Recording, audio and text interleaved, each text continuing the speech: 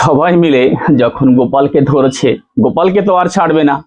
এইবার বলছে তোমাকে ছাড়তে পারি, কারণ তুমি চুরি করেছো, চোরের তো একটা শাস্তি হওয়া উচিত না?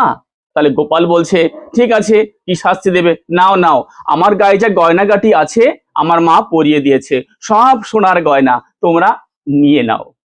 বলছে না না, আমরা কোনো সোনার গয়না টয়না নেব না। তাহলে কি নেবে? বলছে শোনো শোনো, আমাদের সবাইকে একটি করে চুম্বন করতে হবে। তখন বলছে সে কি, এই সবার সামনে আমি কেমন করে চুম্বন করব?